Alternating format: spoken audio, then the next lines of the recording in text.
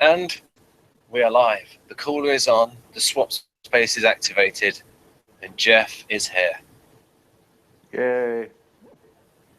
So, did you do some research like last time?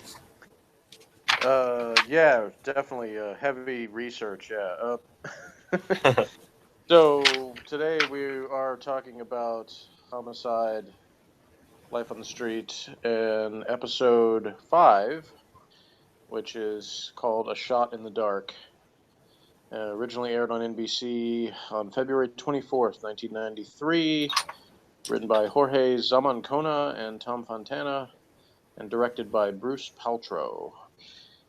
And so, plot summary. After being shot in the head during the previous episode, Officer Chris Thormann has had a miraculous recovery and will live, although doctors say he will be blind all his life. Crosetti and Lewis question prime suspect Alfred Smith, who was identified by eyewitness Charlie Flavin as the shooter. Crosetti, a close personal friend of Thormann, is convinced Smith is the shooter, but Lewis insists on further investigation. Lewis later learns Flavin bragged about shooting a cop the day Thormann was shot. Crosetti confronts Flavin, who nonchalantly admits to shooting Thormann in frustration because Flavin was suffering a migraine. Although the police celebrate finding Thormann's shooter, Lewis comforts a guilt-stricken Crosetti, who feels he took the case too personally and almost let the true shooter go free. Meanwhile, Bayless and Pembleton continue their struggling investigation into the murder of 11-year-old Adina Watson. Bayless wants to question an Araber who maintains he is the killer, but Pembleton believes that what? I tell you what, an Araber. Yeah. What's that? Did you not watch the episode when they talked about what that was? I just didn't. I just thought, what? What's that? What's an Araber? It's basically a somebody who is like a traveling salesman with like fruits and vegetables. So that's not a word I've heard before. Yeah, they have a cart that they carry around they wheel around the neighborhood selling fruits and vegetables. So in England, they probably call that a fruit and veg man. Yeah, I had never heard the word when I saw the show either, because even if I had heard such a thing around here, they wouldn't call him that. But anyway, Pembleton instead pursues a theory posed by Felton that Watson was killed one day earlier than they first believed, and rigor mortis was slowed because her body was stored in a cool place. Felton and Pembleton identify a possible suspect who lived near the murder scene and learn his car was impounded shortly after her body was found. As they search impound lots for the car, the two detectives bicker with each other, and Pembleton accuses Felton of racism. They eventually find the car, but uncover no evidence linking it to Watson. Bayless pursues a warrant for the Araber, believing he can get a confession by confronting the suspect with secret information about a metal pipe the killer used to molest Watson. His plan is ruined, however, when Captain Barnfather tells the press about the pipe. Frustrated, Bayless yells at Barnfather on the phone and calls him a butthead, but G later convinces Bayless to apologize or risk losing the Watson case. Later that night, Pembleton tells Bayless a lab report revealed smudges on Watson's dress were soot from the Araber's barn. Pembleton acknowledges Bayless was right all along, and the two prepare to arrest the Araber. Bolander and Munch investigate a double shooting in which a drug dealer was killed and another man was badly injured. During the investigation, they find a high-class prostitute hiding in a nearby doghouse. After making unsuccessful advances on Bolander, she admits the drug dealer was killed by his own bodyguard, Newton Stewart. After arresting him, Stewart says the other shooting victim used the drug dealer as a human shield. In a misguided attempt to follow his employer's orders to kill anyone who threatens him, Stewart said he shot through the drug dealer to ensure the man threatening him would also be shot. So there's a few production notes, but figure if you want to make any comments on before I do that, that's fine too. Right. I'm just copying across some of the screenshots I took from reactions to certain lines, like Ned beat his face when Bolander's face when he finds out that I wouldn't call her a high-class prostitute. I'd call her a. That's just what that what that description called it. Yeah, a mature prostitute, maybe a mature high class. Maybe she was in the early days. She was not dressed like a typical prostitute, so I can Yeah, guess probably that's why true. they said the high class thing. Her outfit was a lot more like going out on a night in a town rather than just a sexual encounter. Right. So I'm just what I'll say. So I've made that point. I'm glad we didn't waste time showing the apology of. Yeah, I like that too. Actually, they spared us the awkwardness of having to witness Yeah, that. that guy. When you see him, Captain Bonfather. Not only is he too young, he is also too small for his uniform. And that's even beyond the 1990s fashion of clothes being baggy. Right. So I like there's an opening line where they talk about the where you've got that situation where you've got somebody who's been killed, and another person is on top of them, and they're also killed, and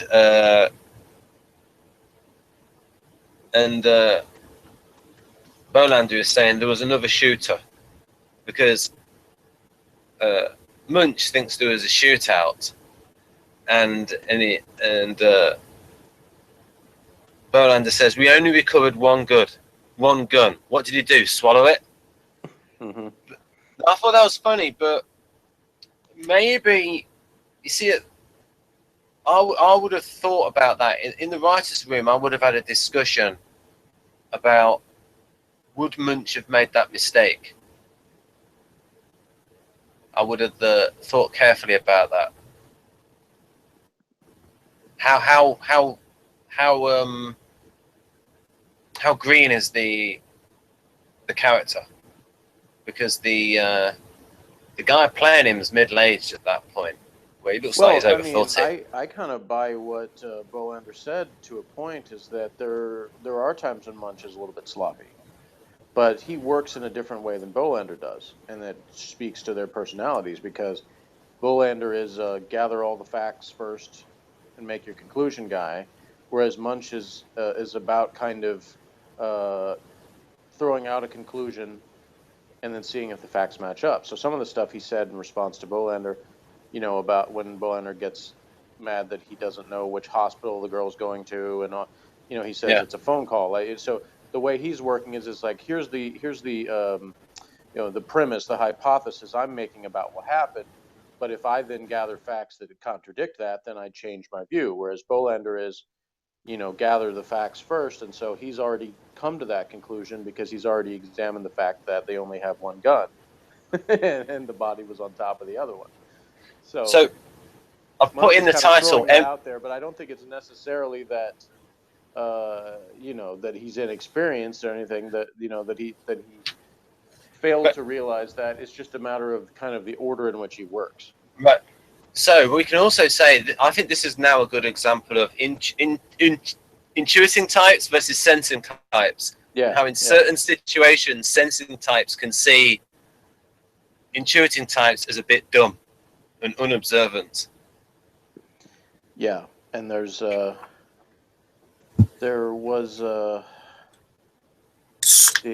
I don't want to say it because I'm not sure now which episode it was in, whether we've seen that one yet or not. But there's a line that Felton says about how he, finds criminals or whatever, solves cases, and it speaks to that he said it. Thing. I remember they did this. I remember that now because one of them was talking about the motive, and he said, "I don't care about the motive. You look at how it was done." Yeah, he basically says that he never solved anything from knowing why, and obviously he tries to find out how. Yeah, that's a direct contradiction with the intuitive mindset, which is that the motive is important because they're looking at the psychology of it. And you'll see that over the course of the series, that Munch is often the one who's talking more about why somebody does something, because he's looking at all those psychological aspects of it. And of course, that served him well when the character left Baltimore and went to New York on Law and Order SVU, because in that job, he was kind of the go-to guy for that sort of thing, because they were dealing with sex crimes, and he was helpful in areas of investigating the whys of the crime. Now, I don't care how funny a character Munch is. That is not a series that I would want to watch. An SVU series. Yeah, it's rough. I watched the first episode and I was like, I don't think I could watch this every week. That would be pretty tough for me. Yeah. I mean, Homicide is one thing, but yeah, I mean, you're dealing with stuff on there where every week you got somebody that's we're dealing with like the worst criminals. Yeah. And some of the worst things people perpetrate. So. And the people that do watch it, I would like to ask them why they watch it. Well, from what I have seen of it, which is admittedly not much, it's a well done show. In fact, some people argued that it was written better than the original Law and Order, which some people say is a little bit too formulaic.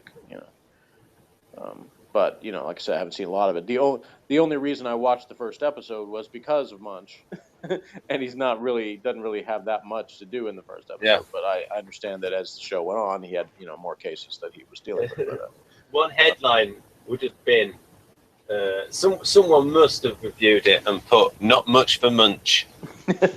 Maybe, I don't know, but anyway, sorry, go ahead. So I prepared for this. This is one where I was slightly late. I was exercising as well, but there was a lot to write down in this episode. Lots of good things. The only thing that irked me was Americans tend to have this weird thing in American grammar where they'll say, "I'd like for you to find out who in the hell she is," where all you need to say is, "I'd like you to find out." There's no need to put the "for" in there. Yeah, but if you want to start playing that game, I mean, there's no reason for. I noticed this British thing of saying he must have done. There's no reason for the done. You can just say he must have. Yeah. So, yeah, I mean, that's a good point. We all use extreme words. And that's also, kind of a regional thing too with dialect, is that you have some places where they'll say things in a totally different way. Yep. Like here in Texas, we got our own way of saying things, Like we'll say, "I'm fixing to do something." Yeah, I like that. You wouldn't hear that in Baltimore, likely, unless it was somebody from the South. I talked to somebody, a subscriber on my channel. I'm not name dropping. It's just that, people can say I have subscribers. Not that many. I mean, Leon Sal's got like 2,000. I've got 200. He's kicking my ass. And she says fixing too, and she lives in Arkansas.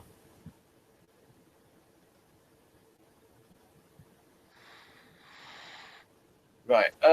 So what I've done is I've transferred some pictures from my phone. I did 3 pictures, and there we go. And these are certain reaction shots to certain lines that were said. Right then, I've done that one. Right, some good lines. And this is when Frank Pembleton. This is a good line. You might have liked this. You there, Jeff? Yeah. Here we go. Tim, will you stop beating that horse? It's dead. It's dog meat. It's glue. And then you've got Munch when he's making excuses for, when he initially said that Bolander was there. He said, I like this line. Dr. Bly, I had my glasses off, and when I put them back on, it wasn't him. Yeah. That's a good line. A note on dialogue. Until they said things like punk and butthead, I never actually thought that the dialogue was unrealistic because of the lack of swearing. So I think that's quite good, because it can be a challenge to write realistic dialogue in certain situations without swearing. I still think it was pretty. I mean, people do call people punks and all the time. Yeah, So so that was okay. So they were good police were. alternatives. Yeah, and Bayless, I can believe, would call Yes, somebody yes, a butthead.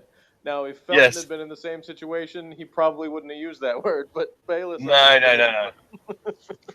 Yeah. And interestingly enough, Megyn Kelly called. There was a man. They did a. This is just a short thing. There was going to be a Trump rally, and there was some kerfuffle outside. He didn't have the rally. There was some protesters. There was this obnoxious young man, and one of these people that hates Fox, and he said a-hole on TV, but like ASS, and in stuff like that. And the other guy says, "That's college education for you," and then Megyn Kelly later on said something like, "Oh, I don't think he's being the best advert for his course with his behaviour," and then like a few minutes later, she calls him a punk because he swore on TV. And I just thought, well, yeah, I thought, look, I do think Megyn Kelly's an ESFJ. Right. Some more stuff. I like the dialogue between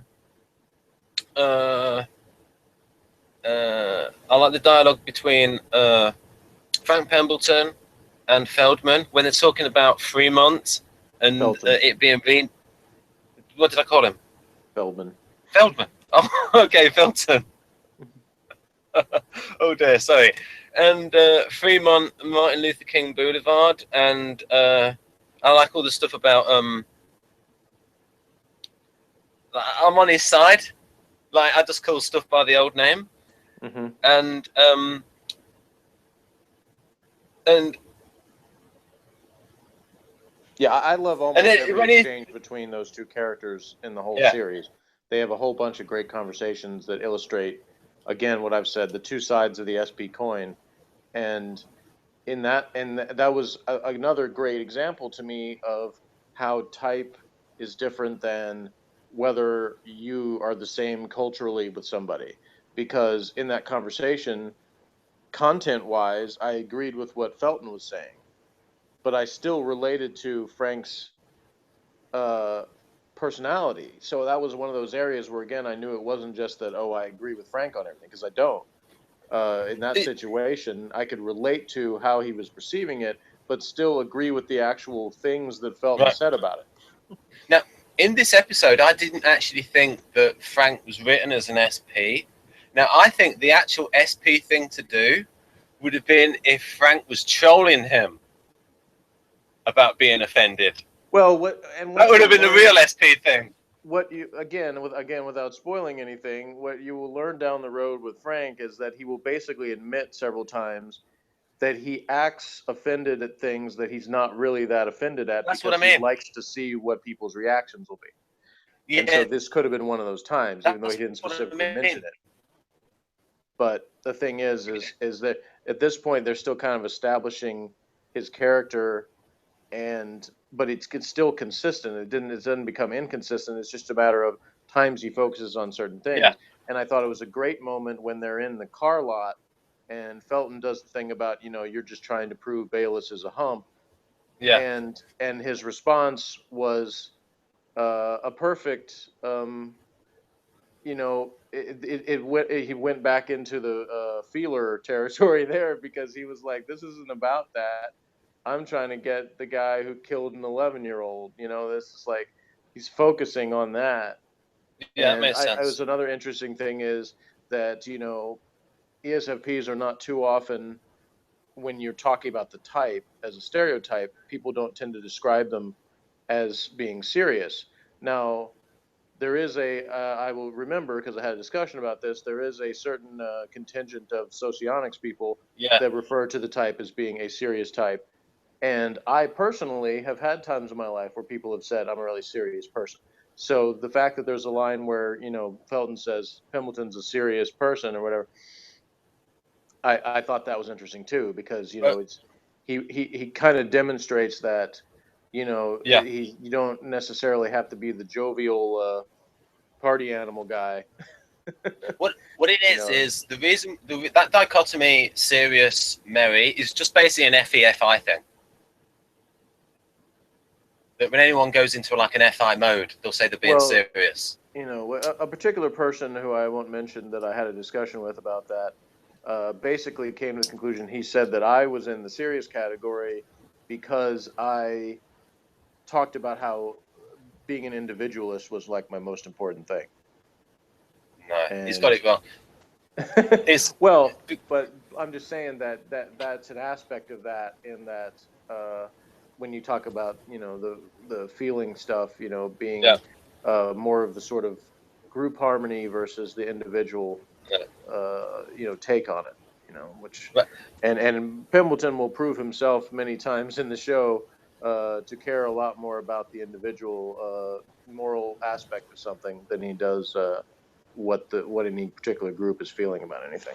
Right, so that's good at showing the difference between SFPs and STPs. So I like the way, great delivery when he said, "Why you got to call it 3 months?" Yeah, and that's the look on his face. And see, the funny thing is that's, you know, that's regardless of politics, because, you know, that was Martin Luther King. In that case, we had a street renamed in our city because they were trying to get the George Bush Library here. This is, you know, original George. Right. And so they renamed a street that was named Jersey to George Bush Drive. And they did get the library here. So it worked. You know, it wasn't the only thing that they just, oh, well, you named a street after him, so, you know, that wasn't the only factor. But the point is that it was part of that plan. But there were actually there was a small handful of people that protested that name change. So, because all the streets in that area were named after kinds of cows. Wow. So you can make a Texas joke on that one too. But there's streets that are names like Guernsey and Ayrnshire and British cows. Named at, you know, there's kinds of cows, and you know, the main street through there was Jersey. And they renamed it George Bush Drive. So, in fact, and later on, the other side of the street, after it crosses Texas Avenue, which is like the main street in town, used to be called Kyle Avenue, and that got changed to George Bush East. Right. Okay. So we've probably got about 10 more minutes at most. Yeah. So Jeff, you know the series so well. What was this reaction shot? Which line was he reacting to with that reaction shot? I don't want to try to spend time thinking of that. But it was when it was just after I was going to say Feldman. Felton had said, "I'm not a racist." That's his reaction shot. Right. So and Munch says, "Oh, Bayless. This is Bayless. Why should the murderer stay in Baltimore now? Huh?" And this is when he's really angry at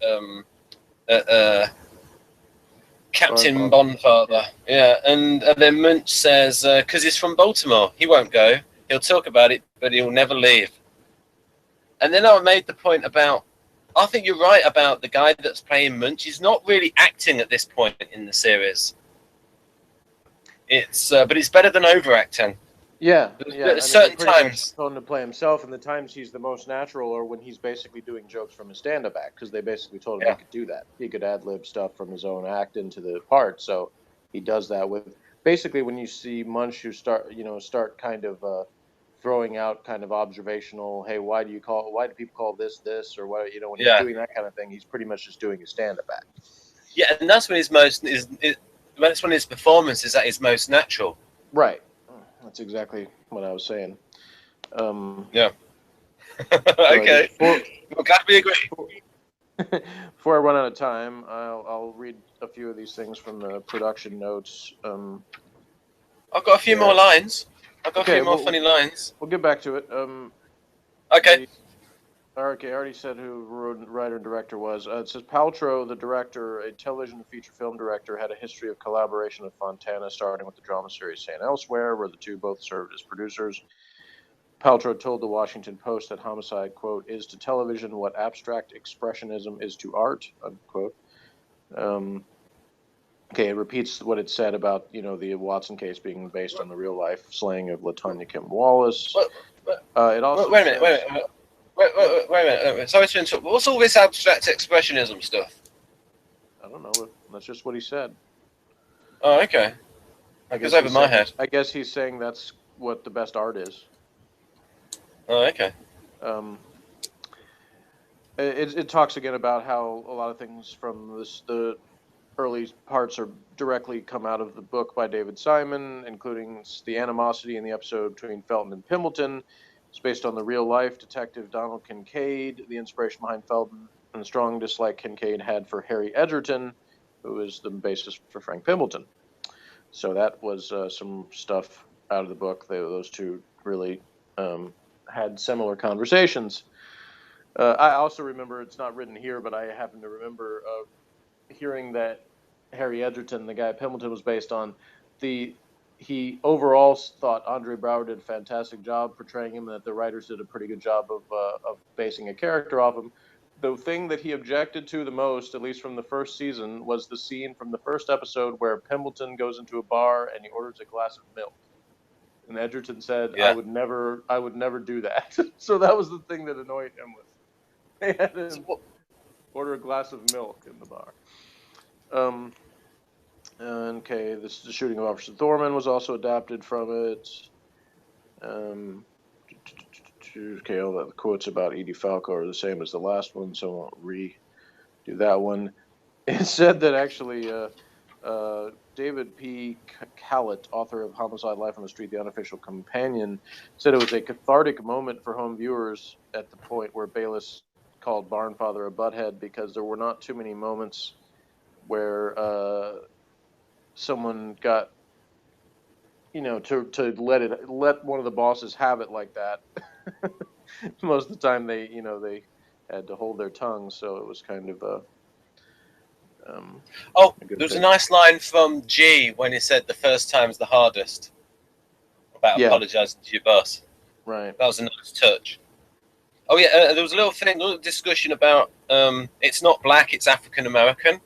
Mm-hmm. And so you can interpret that when, like with SFP, where they think, well, because you think about the normal SP thing is like go with the flow, mm-hmm. When it's like I said, like it's that FI thing where they can go into like an FI mode every now and then. But in the terms of serious and merry, like we did a whole hangout on it, that most of the time ESFPs are using FE to become like the center of attention. So most of the time, ESFPs are merry people, because you have to be pretty merry to be the center of attention.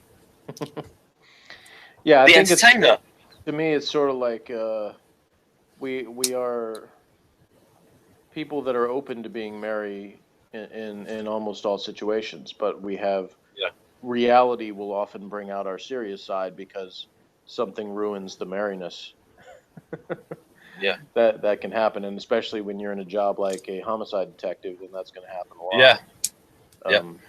So, but like in a group setting, you think ESFPs generally will be more merry because they're being the entertainer. If they're enjoying where they are, if they want to be there, Yeah.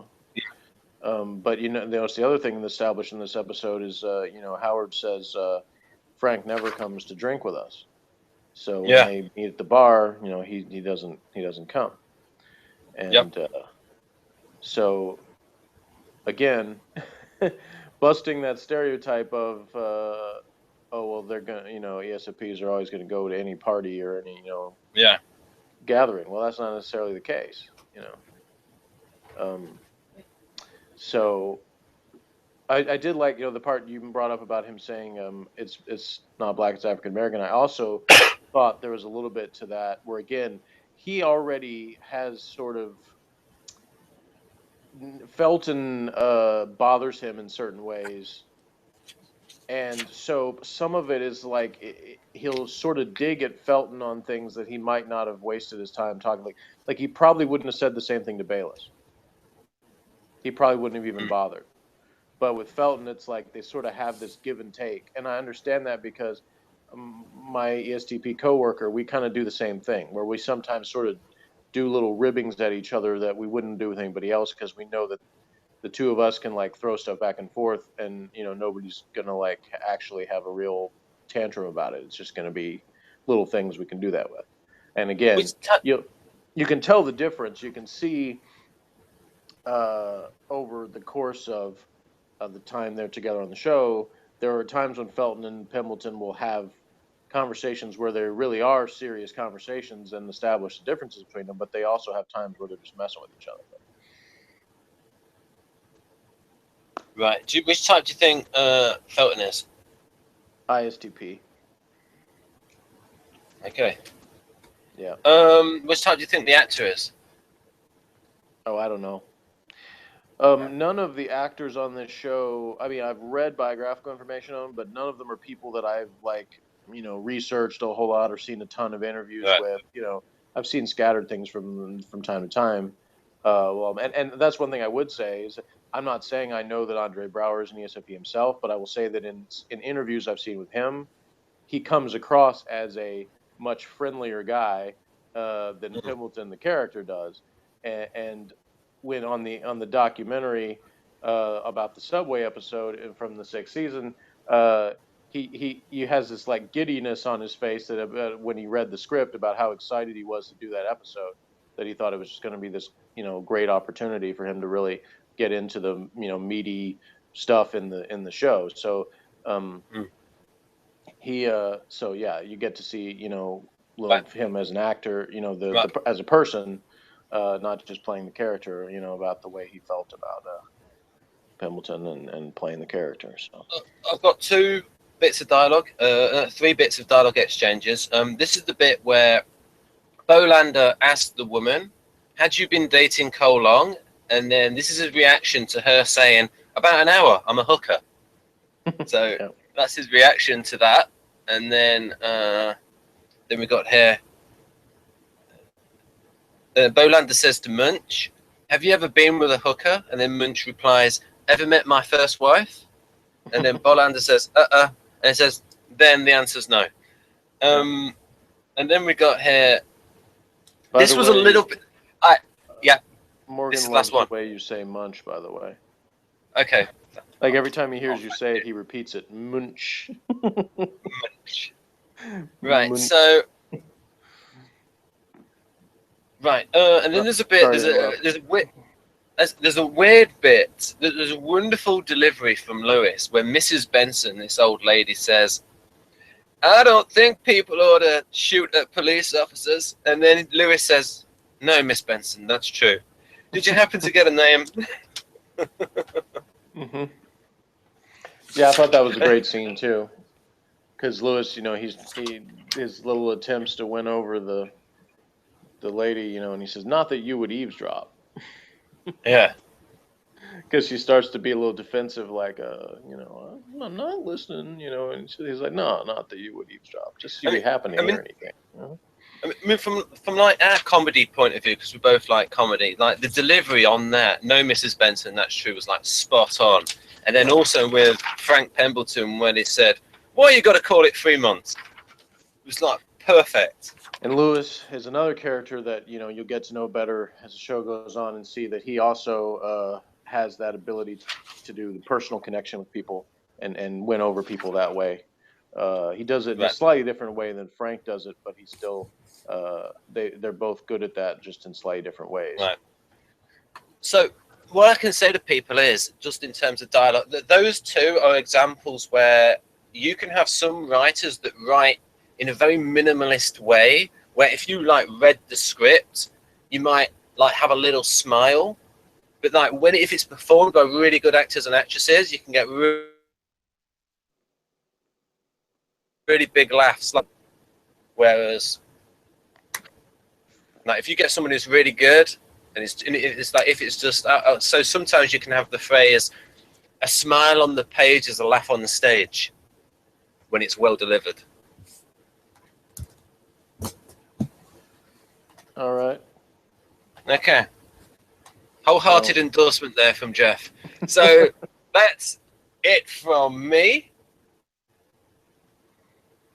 Oh, one thing I did want to say. Okay, go on. My last comment will be on this episode is that another great detail because it talked about how the little details, if you pay attention, you see how good they are with the continuity of things. In the second episode, Ghost of a Chance, there's an argument between Bolander and Dr. Blythe about the case of Thomas Dewan, the old man that had the heart attack and then his wife pulled him down the stairs. And she says that the medical examiner is who determines whether something is a homicide. So you can not investigate it if you want, but the name Thomas Dewan will stay under your name in red forever. And if you look in this episode, when they're adding the name of the guy that Bolander and Munch went to investigate, the name Dewan is right above it in red on his board. So, wow, that is the sort of thing that would only really be noticed on subsequent viewings.